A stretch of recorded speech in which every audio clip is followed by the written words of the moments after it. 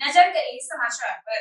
અમદાવાદના શાહીબાગ વિસ્તારના નમસ્તે સર્કલ પાસે એચપી પેટ્રોલ પંપની સામે એક કાર એકાએક સળગી ઉઠી હતી, જેમાં સવાર 2 વ્યક્તિઓનો આબાદ બચાવ થયો।